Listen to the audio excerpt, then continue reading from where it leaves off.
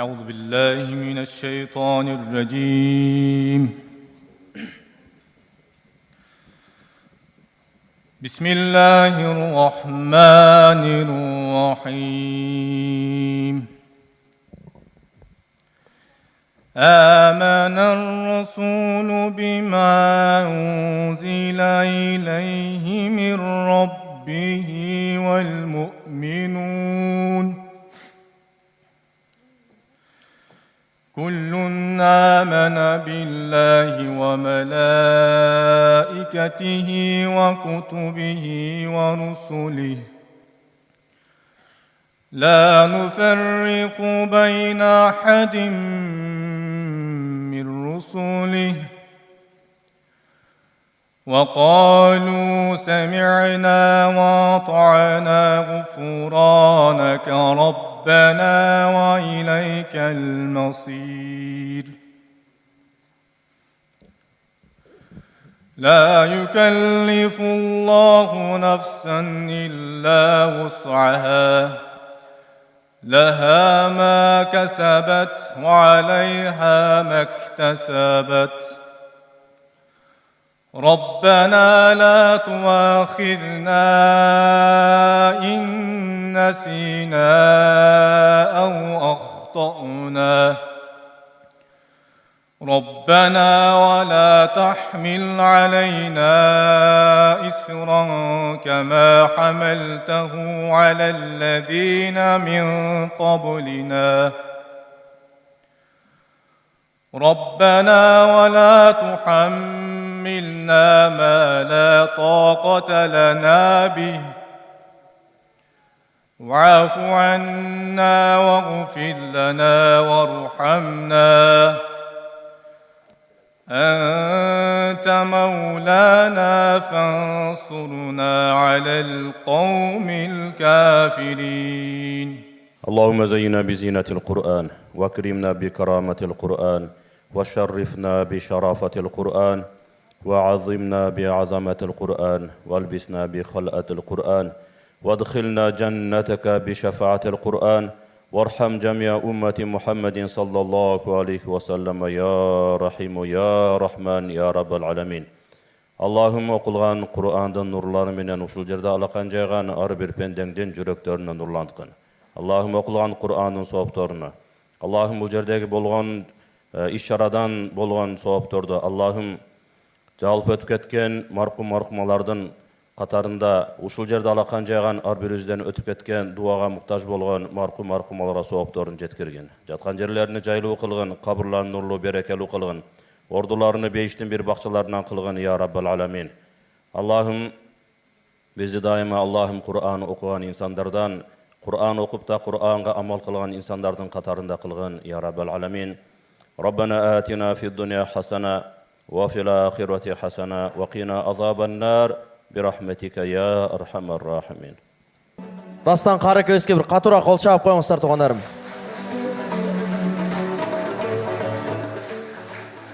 Рахмат.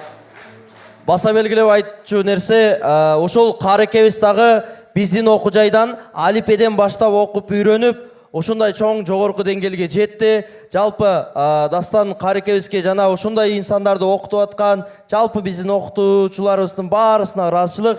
Устаздарыбызга да бир кол чаап коюңуздар туугандарым. Рахмат. Эми бүгүнкү кечебизди расмий түрдө, салтанаттуу түрдө ачып берүү үчүн бул тарапка Надежда диний уюмунун жетекчиси Жолдубаев Азат устазыбызды чакыралы.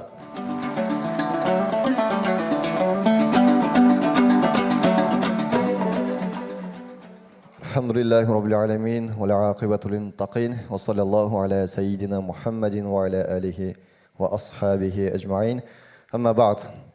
Урматтуу коноктор, урматтуу катышуучулар, урматтуу калыстар тобу, урматтуу Куран сүйүүчүлөр, баарыңыздар ушул бүгүнкү биздин Куран майрамыбызга кош келипсиздер. Бир жагынан бул майрам, экинчи жагынан бул бир эскерүү күнү десек болот. Анткени бул бүгүнкү Куран өмүр булагы деген Куран окуу эмеси конкурсу маркум Балтабаев Юсуф устаздын жаркын элесине арналып уюштурулуп атат. Бул жерде ошол устаздын карындаштары отурат. Майрам эжекебиз сажда эжебиз, кана? Сажда эже? Бул жакта. Аллах разы болсун. Билесиздер, Балтабаев Юсуф устаз дагы бул биздин немеде сабак берип жүргөн. Канчалаган адамдарга сабак берип, ошол өзү Египетте окуп келген, Баткендик болот өзү, жана Баткендин казысы болуп иштеп турган. Биздин Асатов Эрназар устаз менен бирге ошол Египетте окуп келишкен. Аларчы. Аллах таалам ошол ар бир окуп аткан жана мындан кийин дагы окуй турган ар бир Куран сүйүүчүлөрдүн, Куран окуучулардын окуган Курандарынын соопторун ошол устазыбызга багыштаган болсун жана жеткирген болсун. Аллах таалам жайын жаннатта кылсын. Эми бир нерсе менен бөлүшө кетейин сиздер менен.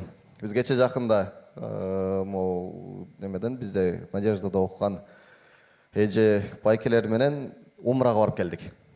Умрага барып 2 жума туруп келдик. Ошол жерде бир нерсени байкадык. Эми биз Рамазандын акыркы 10 күнүндө барганыбыз үчүн ал жерде бүт эле Африкадан келеби, Араб өлкөлөрүнөн келеби, билбейм, Азиядан келеби, бүт бардыгы эмне Куран окуп жүрүшөт да. Бирок карасак биздин эле ошол Орто Азиялыктар эмне Куран окубай жүрөт, эң мындай жеңил неме менен айта турган болсок, Куран окуй албай жүрөт мындайча айтканда. Эң өкүнгөндөр дагы ошолор, неге дегенде биз ушунчалык Аллах Таалам бизге өмүр берди, ушунчалык убакыт берди, бирок эмне кыла албадык дейт, пайдалана албадык деп өкүнгөндөр көбү 70-80ден ашкан апаларыбыз, аталарыбыз ошондой бир эмне кылып калды, өкүнүп. Балким аларга мындай бир шарт түзүп берген адамдар болбошу мүмкүн, же шарттары болбошу мүмкүн. Бирок карасаңыздар 70 жыл мындай атеисттик бир идеологияны жайып жүргөн бир өлкөнүн борборунда, Москвада эмне кылып атабыз? Бизде ушундай бир борборлор бар. Буга дагы Аллах Таалага чексиз шүгүрлөрдү айтышыбыз керек. Мындай борборлор башка улуттарда жок. Бул жерде ошол этникалык, бул Россиянын ичиндеги, Россиянын составында турган кээ-бирки улуттарда дагы жок. Аллах Таала бизге ушундай бир мээримин төгүп берип коюптур да. Алдындар айтышат, бир Аллах Тааланын берген эмелерин, неаматтарын биз эмне кылып калышыбыз керек дейт, байлап калышыбыз керек дейт да. Мисалы үчүн, сиздер мал базарга барып туруп, мал базардан бир койду же болбосо бир уйду алып келип туруп, аны байлабасаңыздар эмне болуп кетет? Кетип калат. Туурабы? Кетип калат. Кантип байлаш керек?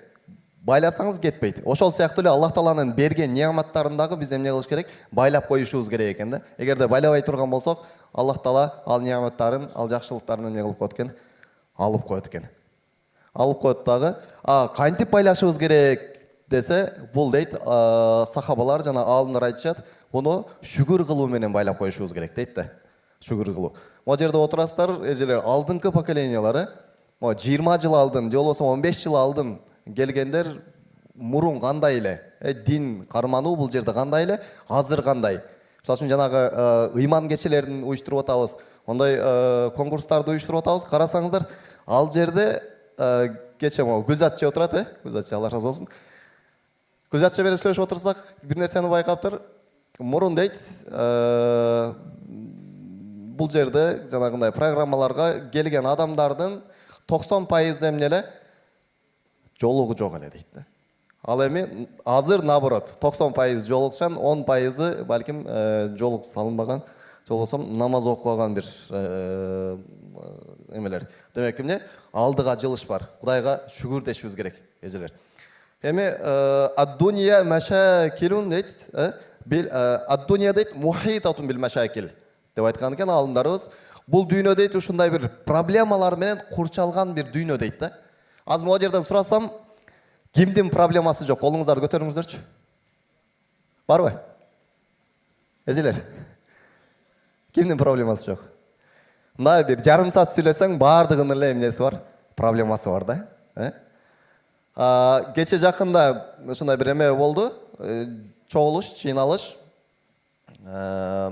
Дүйнөдөн баардык мындай менмин деген теологдорду, психологдорду, анан социологдорду чогултуруп, анан алар бир нерсени изилдеп чыгышты. Азыр 21-кылымда эң чоң бир проблема же болсо эң чоң бир көйгөй кайсыл? Эмне? Кайсыл экен деп баардык 3 тармактан изилдеп келип туруп бир нерсеге токтолушуптур. Ал дейт, бул мындай депрессияга түшүү дейт да, эжелер. Карасаңыздар. Депрессия азыркы эмеде, депрессиянын жанында ковидиңизде эле, билбейм, жанагы машинадан авариядан өлгөндөр болсун, наркотик менен эме кылып өлгөндөр болсун, ичип өлгөндөр болсун, же болсо чегип өлгөндөр болсун, алардын жанында эч нерсе болбой калат дейт. Эң көп сатылып аткан таблеткалар бул эмне? Бул антидепрессант экен азыркы. Башка ковидтен чыгып кетишиңиз мүмкүн экен. Баарыбыз эле ооруп көрдүк, Бем жанагы наркоманияны эме кылса болот экен. Сигарет чеккендер болсо аны таштап коюш болот экен, оңой эле экен. Бирок депрессиядан чыга албай жатат. Мурун депрессиянын эмеси жашы 50 менен 60-тын ортосунда болсо, ким немеден пенсияга чыгып калгандар көбүнчө депрессияга түшүп калса, азыр болсо кимдер азыр ал түшүп барып туруп мектепке кирип кетиптир да, карасаңыздар. Азыр мектеп окуучулары эмне? Депрессия болуп отурат. Стресске түшүп калган. Булардын баардыгы эмнеден деп караса, булардын баардыгы дейт, бул жүрөгүндө ыйман болбогондуктан дейт да. Мен ойлойм, бул жерде отурган эч ким мындай бир стресске же болсо депрессияга түшкөн жок, же болбосо түшүрбөйт. Биздин Куран Керимде айтат, адамдардын жүрөгүн бир гана мындай бейпилдикке салган бул эмне дейт? Бул Аллах Тааланы эстөө дейт да. Аллах Тааланы качан эстейбиз? Качан Аллах Таала түшүргөн Куранды окуганда. Биз ошол биринчи жолу ушундай бир эме уюштуруп атабыз. Иншалла бул нерсе ар 6 айда же болсо ар жылда өткөргөнгө аракет кылабыз. Азыр башында отурасыздар, бирок кийин иншалла эстейсиздер, Крокустарда же болбосо Олимпийский стадиондордо ушундай бир чоң Куран жарыштары болот. Ошол сиздердин балдарыңыздар иншалла, неберелериңиздер иншалла ошол жерде 1 парадан эмес, 5 парадан дагы эмес, толук 30 парадан катышат иншалла. Ошого дуа кылыңыздар, анткени бул жерде эжелер бул жерде биз билбейбиз. Ар кандай олуя заттар болушу мүмкүн. Аллах Таалага жакын бир адамдар болушу мүмкүн. Хотя бы бирөөңүздөрдүн дуаңыздар кабыл болсо дагы канчалаган каарлар, канчалаган эмелер чыгат деп ойлойм, иншалла. Бул жерде пайгамбарыбызды жакшы көргөндөр барбы? Көтөрүп коюңуздарчы. Барыңыздар, Пайгамбарыбызга салават айтуу менен бирге Балтабаев Юсуф, унутпаңыздар, Балтабаев Юсуф устазга ар бириңиздерден суранып кетер элем, дуа кылып койсоңуздар. Сураныч. Рахмат, Аллах Таалам разы болсун. Устаз Карасылы, катуураак кол чаап койсоңуздар, устаз.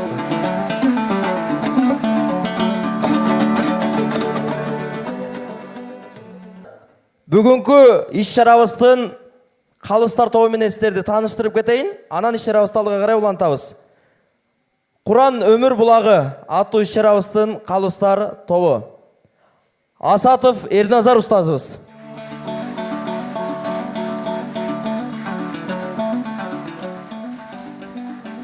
Жолчуев Жодарбек устазыбыз.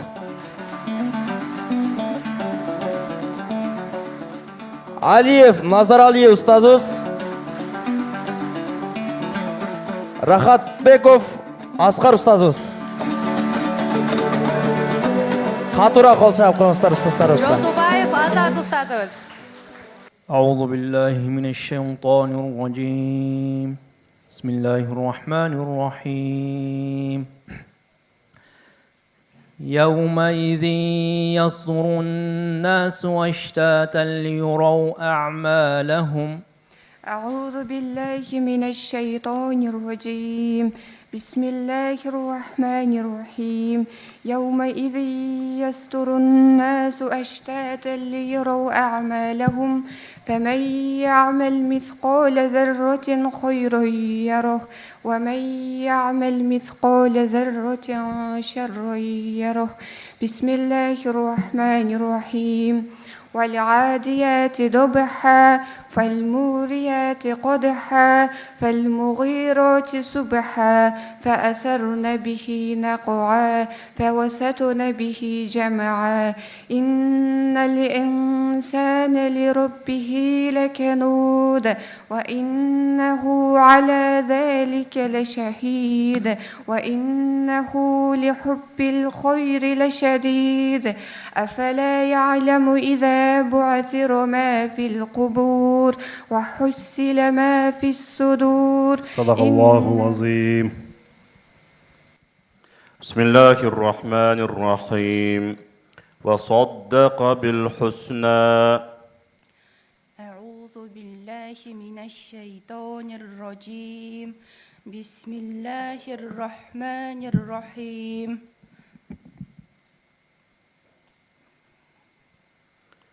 وصدق بالحسنى. وصدق بالحسنى فسنيسره لليسرى وأما من بخل واستغنى وكذب بالحسنى فسنيسره للعسرى وما يغني عنه ماله إذا تردى إن علينا للهدى وإن لنا للآخرة والأولى فأنذرتكم نارا تلظى لا يصلاها إلا الأشقى الذي كذب وتولى. صدق الله العظيم.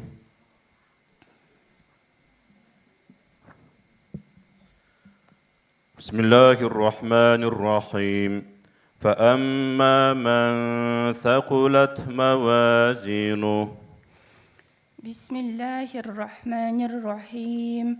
وأما من ثقلت موازينه فهو في عيشة راضية وأما من خفت موازينه فأمه هاوية وما أدراك ما هي نار حامية. بسم الله الرحمن الرحيم. ألهاكم التكاثر حتى زرتم المقابر كلا سوف تعلمون ثم كلا سوف تعلمون كلا لو تعلمون علم اليقين لترون الجحيم ثم لترونها عين اليقين ثم لتسألن يومئذ عن النعيم. صدق الله العظيم. بسم الله الرحمن الرحيم. وجاء ربك والملك صفا صفا. بسم الله الرحمن الرحيم. وجاء ربك والملك صفا صفا وجيء يومئذ بجهنم يومئذ يتذكر الإنسان وأنى له الذكرى يقول يا ليتني قدمت لحياتي فيومئذ لا يعذب عذابه أحد ولا يوثق وثاقه أحد. يا أيتها النفس المطمئنة ارجعي إلى ربك راضية مرضية فادخلي في عبادي وادخلي جنتي. صدق الله العظيم. أعوذ بالله من الشيطان الرجيم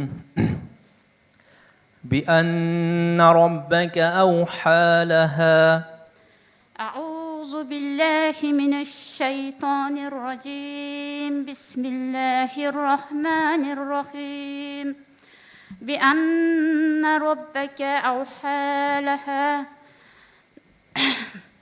يومئذ يصدر الناس أشتاتا ليروا أعمالهم فمن يعمل مثقال ذرة خيرا يره ومن يعمل مثقال ذرة شرا يره بسم الله الرحمن الرحيم والعاديات ضبحا فالموريات قدحا فالمغيرات صبحا فأثرن به نقعا فبسطن به جمعا إن الإنسان لربه لكنود صدق الله العظيم.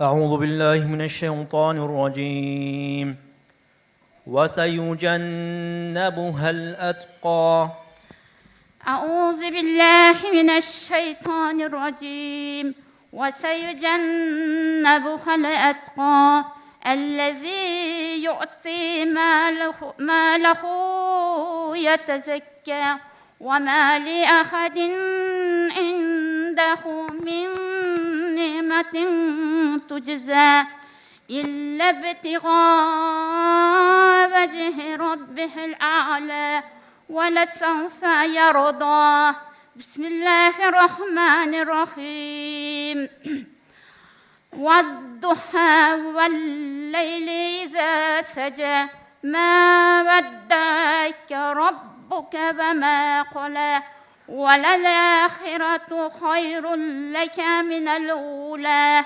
ولسوف يعطيك ربك فترضى ألم يجدك يتيما فآوى صدق الله العظيم. بسم الله الرحمن الرحيم والتين والزيتون وطور سينين وهذا البلد الأمين لقد خلقنا الإنسان في أحسن تقويم ثم رددناه أسفل سافلين إلا الذين آمنوا وعملوا الصالحات فلهم أجر غير ممنون فما يكذبك بعد بالدين بسم الله الرحمن صدق الرحيم الله العظيم.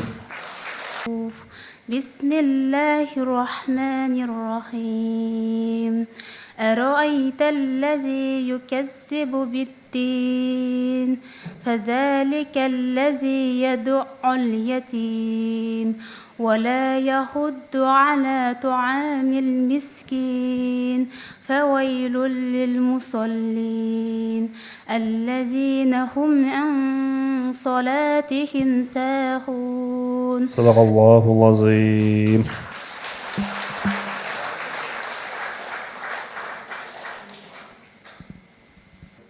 وما لأحد عنده من نعمة تجزى.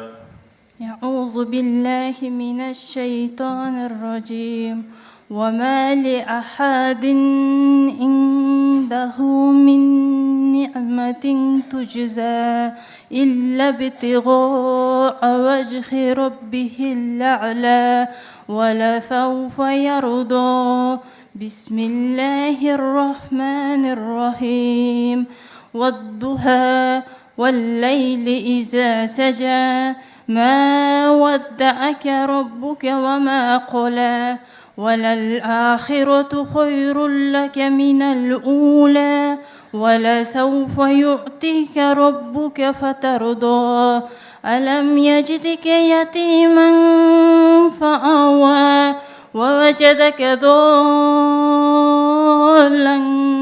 فهدى ووجدك عائلا فأغنى فأما اليتيم فلا تقهر وأما السائل فلا تنهر. صدق الله العظيم. بسم الله الرحمن الرحيم.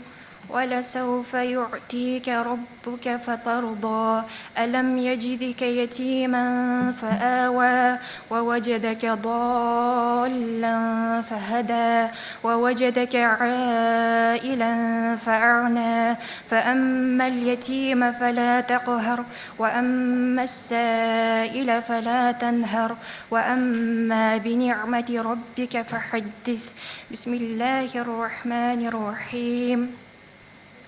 جزاء وفاقا إنهم كانوا لا يرجون حسابا وكذبوا بآياتنا كذابا وكل شيء أحصيناه كتابا فذوقوا فلن نزيدكم إلا عذابا إن للمتقين مفازا حدائق وأعنابا وكواعب أترابا وكأسا دهاقا لا يسمعون فيها لغوا ولا كذابا جزاء من ربك عطاء حسابا. صدق الله العظيم. ثم رددناه أسفل سافلين. بسم الله الرحمن الرحيم. ثم رددناه أسفل سافلين إلا الذين آمنوا وعملوا الصالحات فلهم أجر غير ممنون فما يكذبك بعد بالدين أليس الله بأحكم الحاكمين. بسم الله الرحمن الرحيم. اقرأ باسم ربك الذي خلق خلق الإنسان إن الإنسان لربه لكنود ووصدن به جمعا إن الإنسان لربه لكنود وإنه على ذلك لشهيد وإنه لحب الخير لشديد أفلا يعلم إذا بعثر ما في القبور وحسل ما في الصدور. صدق الله العظيم. بسم الله الرحمن الرحيم. وسيجنبها الأتقى الذي يؤتي ماله يتزكى وما لأحد عنده من نعمة تجزى إلا ابتغاء وجه ربك الأعلى ولسوف يرضى. بسم الله الرحمن الرحيم.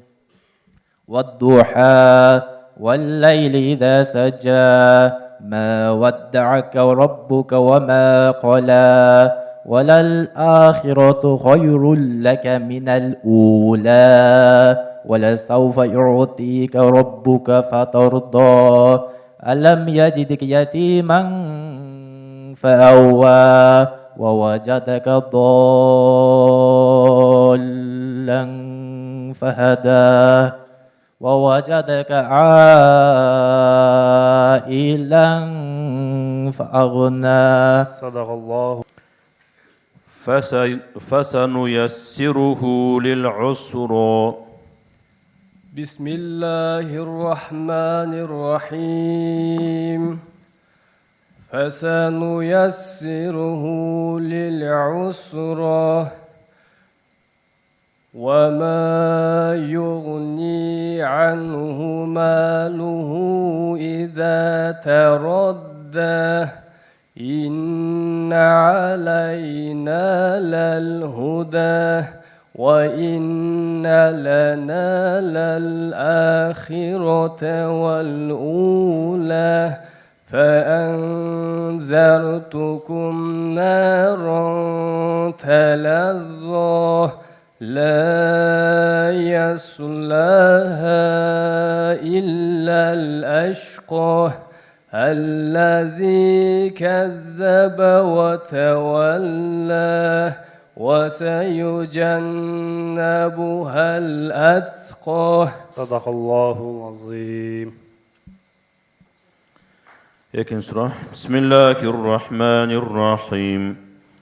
Ellezine hum yura'un.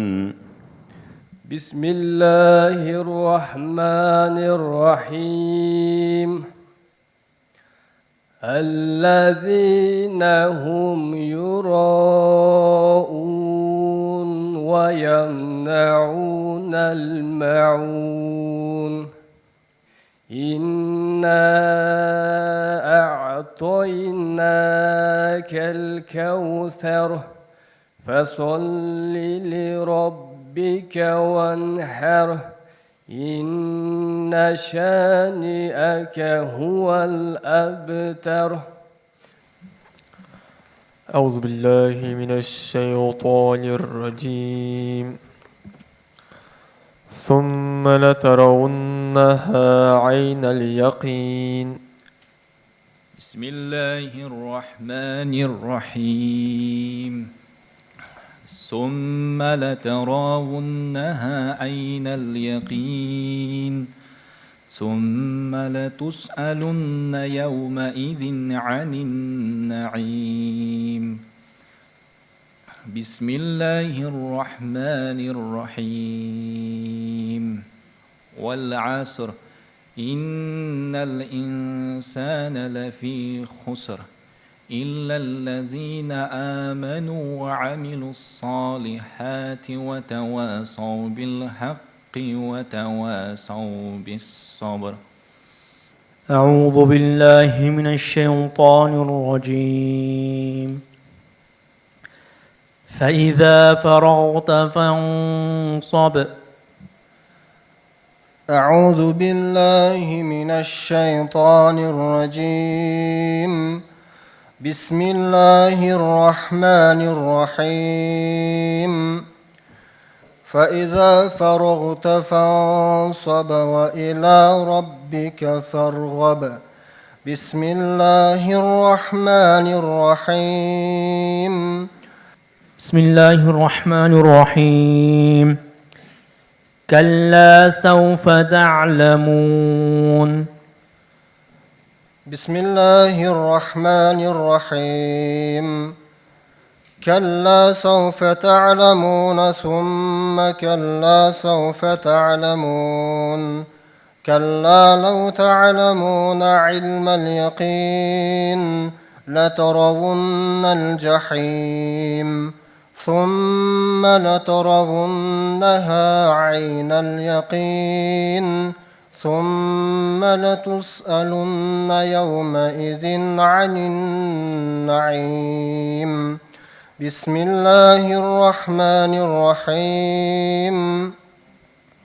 والعصر إن الإنسان لفي خسر إلا الذين آمنوا وعملوا الصالحات وتواصوا بالحق وتواصوا بالصبر. بسم الله الرحمن الرحيم.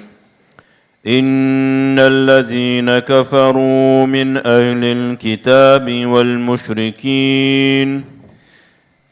بسم الله الرحمن الرحيم. إن الذين كفروا من أهل الكتاب والمشركين في نار جهنم خالدين فيها أولئك هم شر البرية. إن الذين آمنوا وعملوا الصالحات أولئك هم خير البرية جزاؤهم عند ربهم جنات عدن تجري من تحتها الأنهار جنات تجري من تحتها الأنهار خالدين فيها أبدا رضي الله عنهم ورضوا عنه ذلك لمن خشي ربه. صدق الله العظيم.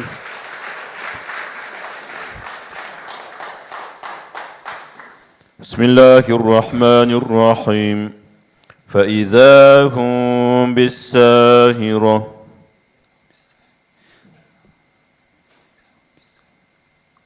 بسم الله الرحمن الرحيم فإذا هم بالساهرة هل أتاك حديث موسى إذ ناداه ربه بالوادي المقدس طوى اذهب إلى فرعون إنه طغى فقل هل لك إلى أن تزكى وأهديك إلى ربك فتخشى فأراه الآية الكبرى فكذب وعصى ثم أدبر يسعى فحشر فنادى فقال أنا ربكم الأعلى فأخذه الله نكال الآخرة والأولى صدق الله العظيم. كلا لو تعلمون علم اليقين كلا لو تعلمون علم اليقين لترون الجحيم ثم لترونها عين اليقين ثم لتسألن يومئذ عن النعيم. بسم الله الرحمن الرحيم والعصر إن الإنسان لفي خسر إلا الذين آمنوا وعملوا الصالحات وتواصوا بالحق وتواصوا بالصبر. صدق الله العظيم. بسم الله الرحمن الرحيم سبح اسم ربك الأعلى الذي خلق فسوى والذي قدر فهدى والذي أخرج المرعى فجعله غثاء أحوى سنقرئك فلا تنسى إلا ما شاء الله إنه يعلم الجهر وما يخفى. صدق الله العظيم. ذلك اليوم الحق فمن شاء اتخذ إلى ربه مآبا إنا أنذرناكم عذابا قريبا يوم ينظر المرء ما قدمت يداه ويقول الكافر يا ليتني كنت ترابا. بسم الله الرحمن الرحيم والقمر إذا اتسق. بسم الله الرحمن الرحيم والقمر إذا اتسق لتركبن طبقا عن طبق فما لهم لا يؤمنون وإذا قرئ عليهم القرآن لا يسجدون بل الذين كفروا يكذبون والله أعلم بما يوعون فبشرهم بعذاب أليم إلا الذين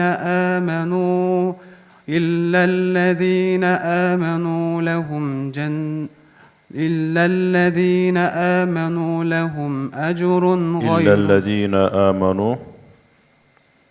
إلا الذين آمنوا وعملوا الصالحات لهم أجر غير ممنون. صدق الله العظيم. والضحى والليل إذا سجى ما ودعك ربك وما قلى وللآخرة خير لك من الأولى ولسوف يعطيك ربك فترضى ألم يجدك يتيما فآوى ووجدك ضالا فهدى ووجدك عائلا فأغنى. صدق الله العظيم. Allah razı olsun, katı tanıştırdınız. Gayra. Жігіттер, бірле сөз, бардыңардан Құдай разы болсын, чоң ердік қылдыңар. катышкандардын өзү чоң эрдик, катышам деп финал жакындап калганда кайтып кеткендер көп болду. Тиякта туруп сында шоңой экен, бирок бул жака чыккандан кийин атмосфера такыр башка экен. Буну чыккан кишилер даамын сезди да. Көрсө бул Кур'ан-ы Керимди азыр канча үйдөн даярданып, канча мыкты окубасын, толкундоолор болду, сүрдөөлөр болду, антип калды, мынтип калды деп биз сындап аттык. Эми пикирлерибизди айтып аттык, туурабы? Пайгамбар алейхиссаламга түшкөн Кур'ан өзү пайгамбарга кыйынчылык менен түшкөн. Жогоруда устазыбыз бир канча жолу аятты кайталап өттү. Пайгамбарыбызга дагы вахий келгендиги тууралуу келген хадистерде Айша энебизден риваят кылган бир канча хадистерде эмне сууктун күнү түшкөндө пайгамбар тердеп кетчү. Басып бараткан төөнүн үстүндө вахий келип калганда төө токтоп калып, керек болсо буттары төөнүн буту тизесине чейин кумга батып кетет эле дейт. Бул Куранды кабыл алыш өзү ошондой кыйын. Пайгамбар аркылуу кыйын болду. Жатташтын өзү кыйын. Бул жаттагандар билет, окуй албай жүргөндөр канчабыз бар. Кыйын экен депчи. Окуш өзү кыйын. Окугандан жатташ андан кыйын. Жаттагандан аны сактап жүрүш андан кыйын. Эл алдында чыгып окуш такыр эле кыйын. Ошон үчүн мен айтып атам, эрдик кылдыңар. Бул силердин биринчи кадамыңар буйруса, келечекте чоң-чоң мындай сахналарда болсун, негизи Кудайдын ыраазычылыгына жете турган, негизи Куранды жаттаган хафиздерден болуңарды Кудай насип кылсын. Силердин урпактарыңардан, келечегиңерден Кудай Таала хафизаларды чыгарсын. Негизи бүгүнкү иш-чарага салым кошкон, келип берген, окуп берген, дуасы менен, акчасы менен, аты аталган, аталбаган, жалпы уюштуруучу комитетине келген коноктордун бардыгына бир эле сөз: Кудай Таала разы болсун. Убактыңыздардан Аллах разы болсун. Алтындай убактыңарды бөлүп келип, ушундай бир кечеге салым кошуп отурасыңар. Максатыбыз бир эле, ушу Куранды эмне элдерге жеткирүү. 800 миңге жакын калкы бар 8-область деп коебуз, Кыргызстандын Москва, билесиздер да. Ошол жерде демек бул Куранды окуган адамдар дали али аз, ошолорго бир орусча айтканда мотивация бергенге бир себеп болсо экен. Ушулну көрүп туруп мен да Куран окусам, мен да үйрөнсөм деп, ушул кеченин аркасынан биз бир адамдын Куран окушуна себеп болуп калган болсок, балким биз ийгиликке жеткенибиз, максатыбыз ошол деп ойлоймун. Ахиру дa'wana анилхамдулиллахи роббил аламин. Көңүл бурганыңыздар үчүн Аллах разы болсун. Аман эсен жетип болуңуздар. Аллах аманат.